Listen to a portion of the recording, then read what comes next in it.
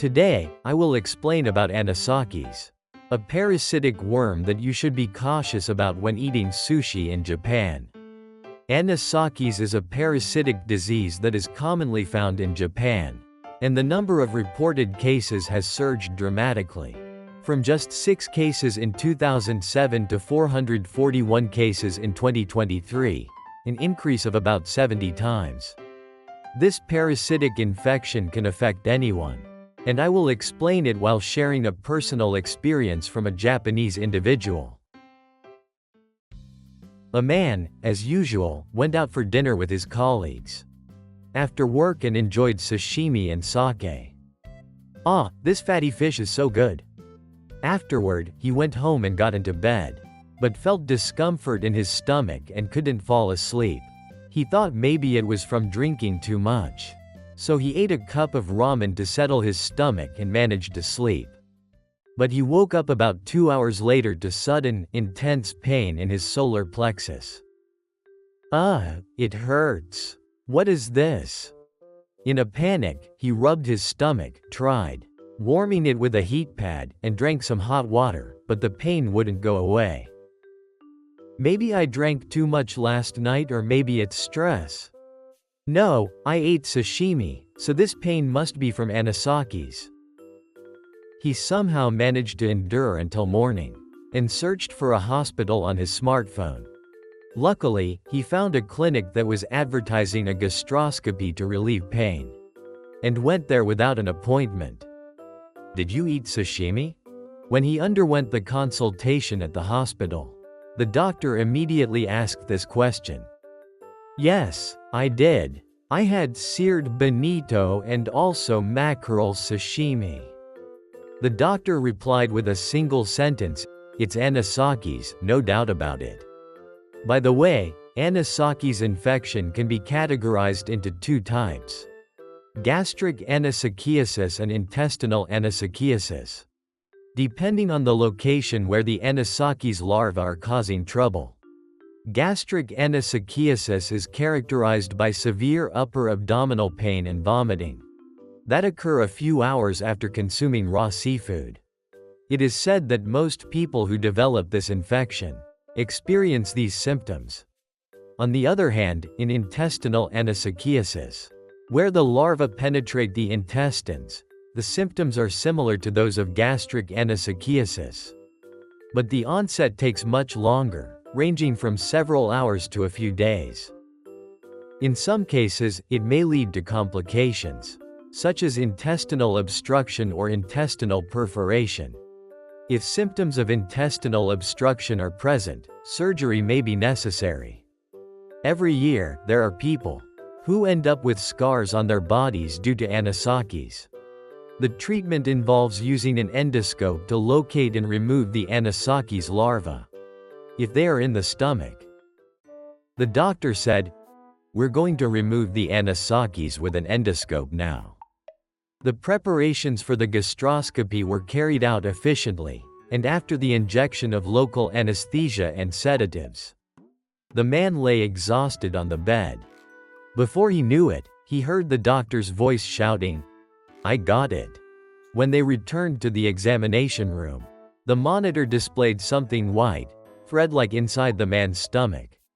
The doctor said, "This is Anisakis, see, it's moving." The doctor took out a jar, and inside, a white worm, about 3 centimeters long, was wriggling. The doctor continued, "When the sashimi is too fresh, these guys are really active. Would you like to take it home?" The man replied, "Can I?" The doctor said, "Sure, go ahead." As the man was about to leave, the doctor cautioned him, "You should avoid sashimi for a while." However, the man hesitated before responding. "Doctor, actually, I have a company year-end party today, and sashimi is the main dish." The doctor, somewhat exasperated, said, "If your stomach starts hurting again, come back." The next day, the man posted on social media, "I won't let Anisakis defeat me." The post included a picture of the Anisakis that the doctor had given him, now roasted to death. Even after experiencing the excruciating pain of Anisakis, it seems that a Japanese person's love for sashimi remains unshaken. By the way, more than 160 species of seafood can serve as a source of Anisakis infection.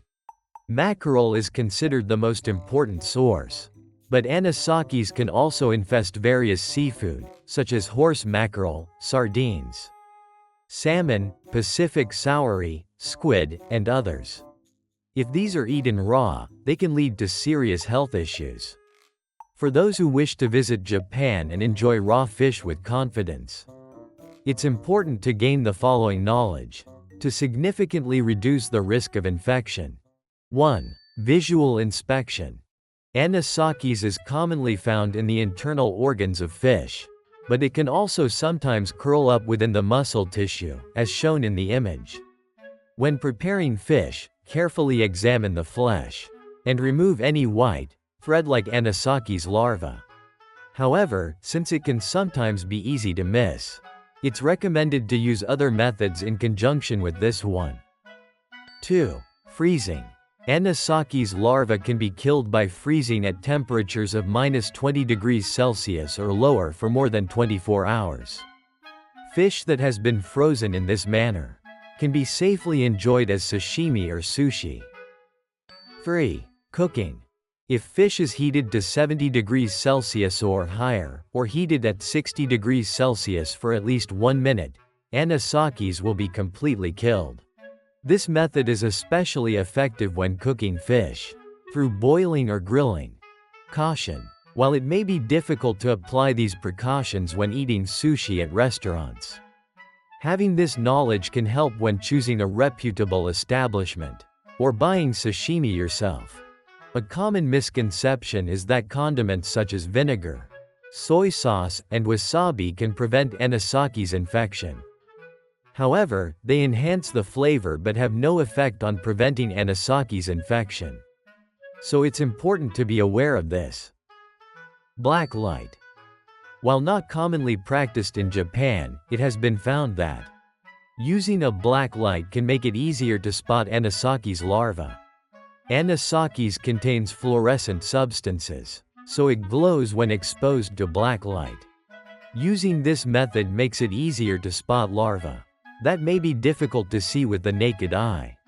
If you're determined not to contract Anisakis while traveling to Japan, it may be worth bringing one along. With the development of import and export technology, Anisakis is now being transported from overseas while still in a lively state. As a result, the number of Anisakis cases in Japan has significantly increased. When you visit Japan and enjoy sushi or sashimi, it's important to choose well-known chain restaurants or high-end establishments. While eating, be cautious. Although it might not be easy to avoid, Japanese people often enjoy sushi without much concern. So try not to be overly anxious. Sushi enjoyed at high-end restaurants or in regions like Hokkaido, where fresh ingredients are abundant, offers an exceptional taste. Conveyor belt sushi also has a high level of quality and its own unique enjoyment. If you visit Japan, be sure to try authentic sushi.